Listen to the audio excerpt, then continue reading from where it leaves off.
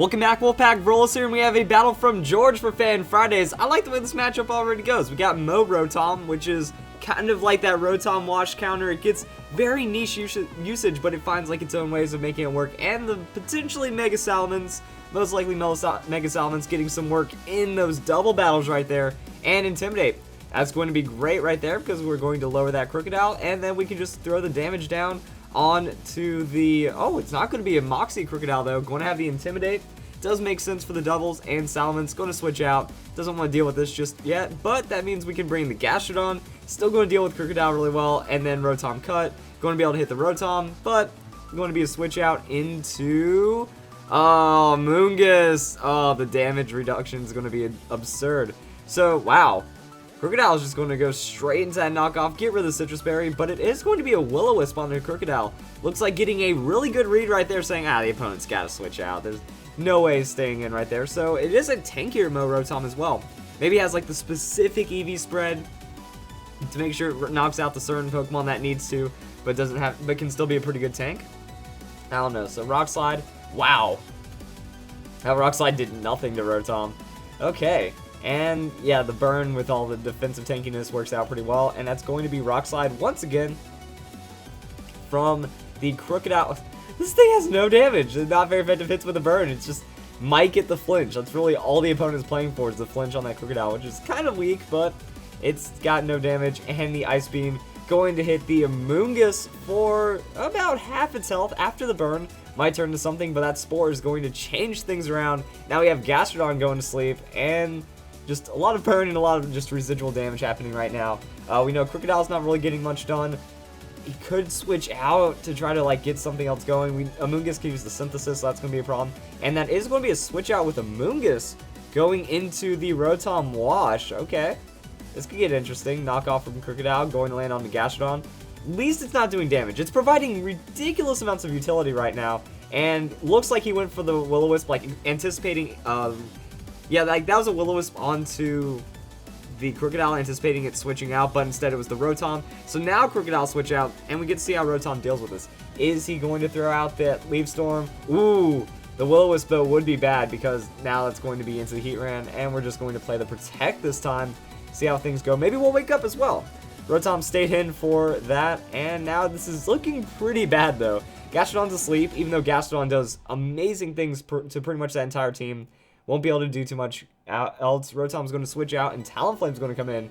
Talonflame, not going to be good in this situation, but looks like trying to get that double switch. Like, the opponent like, this is some really crazy battling right here. The opponent's just trying to bait out as much as it can from that Rotom, but ended up not getting it, and that's going to be Gastrodon waking up. Earth Power, not going to hit the Heatran, playing it really safe, but now Talonflame going up against just really good situations right here, that if the Heatran switches out, which it does, it's going to be eating Earth Power damage. Amoonguss, it's going to be susceptible to a Brave Bird, so it's looking like, the Intimidate though is going to reduce some power, and that is a double switch out, going to switch out and then bring in the Rotom. Rotom going to be very good against the Talonflame, not really going to take any damage, so now we're going to see what kind of turn this turns into. Yeah.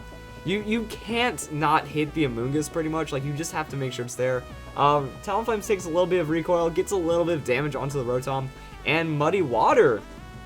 Wow, that's going to be interesting. Getting just damage onto the Rotom, nothing onto the Crocodile, which is unfortunate. Muddy Water is pretty much like Surf that only hits both opponents, but it does have that 85 accuracy or 90 accuracy. It's a pretty inaccurate move, so it does have those problems. Now bringing in Salamence for the Intimidate drop downs. However, that means we could see the switch out from the Crocodile, and Rotom probably didn't want to Will-O-Wisp onto the Talonflame, so Salamence might get us free like in right here, and that's going to be Thunderbolt. Salamence going to take that up pretty well neutrally, and Gastrodon going throughout the Muddy Water, but the double avoid, wow, Muddy Water's accuracy just being pitiful right now. And that's not good at all. So Amoonguss with that Regenerator getting a lot of free health from those switches. Very heavy on the switch game right now. And that's going to be Intimidate from the Crocodile. So it looks like I think the opponent just has the better team comp in this situation, because he can switch out for days and just has an answer to a lot of things. Like, Gastrodon is the best Pokemon right now, but he's getting Very unfortunate with those Muddy Waters. Can't really do anything to Rotom, but he's going to throw that Salamon's Double Edge on to the Crocodile. Make sure Crocodile goes away, and that's going to be pretty good. But we did have that Expert Belt getting knocked off, so we're not going to have as much super effective damage on the Gastrodon anymore. And Rotom doesn't have Will-O-Wisp. It's a Thunder Wave Rotom for that Salamence. So now we can see if that happens. Earth Power, not going to happen because of the Levitate. Maybe anticipating a switch out once again. I don't know. Anything's possible right now. And that's going to be a Amoonguss in. So Gastrodon's going to protect this turn. Not going to let Amoonguss do anything. And that's going to be a protect on the Amoonguss as well. Could have maybe gotten some damage onto the Rotom. Rotom's going to use the Thunderbolt. Salamence should be able to survive it. Yep. And that's going to be Double Edge, but the easy protect right there. And the opponent, he could switch out again. There's a lot of different things that could happen. So Salamence switching out in this situation, and that's going back into his Rotom. So this is actually a really interesting situation. So Rotom, this thing's so tanky too. Like, there's a lot of points where, you know, the ally has advantage, but then there's a lot of points where the opponent has advantage. I just feel that with that Rotom into the Heatran, you know, there's really nothing that can be done. And then this Amoonguss, so keeps laying down the Spore. Gastrodon doesn't have a chance to do enough to it. Since it is the Mo-Rotom, like, he can't do anything to Heatran or Amoonguss. So, yeah, all the opponent has to do is switch out, and he has a switch answer for everything. And there's no predictive play that can be made. It's not like Rotom has something that can hurt the Heatran or anything else like that. So all the opponent has to do is just say, all right, he can't even predict. Like, there's no prediction potential right here. It's just better comp.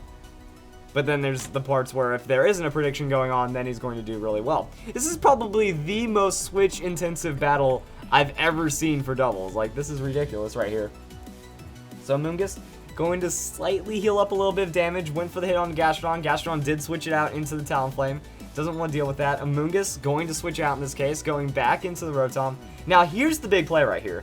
Here's where if we can get that Leaf Storm onto Rotom Wash, it's still going to be a good amount of super effective damage. Brave Bird with the Leaf Storm could do it if you get that. Like, I think that would be the best play to make, honestly. Because you have to get that prediction right here. But the Citrus Berry is going to make it a little sucky. Going to bring him back to half health. Ah, that might not be it now. So Rotom does get the Leaf Storm up, does hit the Rotom. That's like the safest play, but because the last turn, not going to have enough damage ever so slightly. That's very unfortunate. And the Heatran with the Heat Wave going to get damage onto Rotom and Talonflame. Rotom is going to go down from that hit. And now it's really interesting because Amoonguss is in a very bad position. Like, he's not going to be able to do anything. Gastrodon is unfortunately asleep because of that Spore. Talonflame is going to go for that protect, playing it a bit safe against the Rotom. Rotom can get knocked out at any time. This is what sucks. The Muddy Water. If that one Muddy Water landed, that would have been able to change the battle because Gastrodon would have, Rotom would be down right now, and Talonflame would be able to make some plays potentially. But that's it. That's like how one small thing from a while ago in the battle can change greatly. Ooh, Talonflame setting up that Tailwind. If Gastrodon can wake up and get an outspeed, that can mean something. But that's going to be the Rotom Thunderbolt finishing off Talonflame, and the Tailwind might give Salamence enough, even though it is paralyzed. Heatran and Rotom and Amoonguss aren't known for being like the fastest of Pokemon, so it might be able to make something happen. Gastrodon's going to wake up, gets the Muddy Water. That's the damage we were looking for from earlier. That's going to be super effective damage, good amount on the Heatran. Rotom does go down for it. And now, here's where Amoonguss comes in with some mind games. Like, is Amoonguss going to protect and have the Salamence do something? Are there going to be some kind of weird plays to be made right here? Or is Amoonguss going to anticipate something else? See, Salamence went for the protect. Amoonguss could go for the damage right now. Get a Spore onto Gastrodon. Yeah, that's it. See? It's not like the opponent got a really good read right there. And that's going to be Earth Power on to the Heatran, when really all Salamence had to do was attack and the game would be over. But now, Amoonguss decided to go for the Giga Drain onto the Gastrodon, and that's definitely knocking out Gastrodon. 4-time super effective hit right there, and that's going to be it. So actually, Amoonguss getting tons of health because of it. That's going to bring this down to the last turn. Now, I think Salamence does have the outspeed, but the Double Edge is going to cause recoil. So it's actually... Oh, no! Salamence gets paralyzed, though! Giga Drain is all the Amoonguss has. Alright, not enough damage, but the Double Edge recoil is going to do it, and that is slight amounts of damage, but the burn going to factor in as well. Salamence, you know... Oh, another paralysis! What?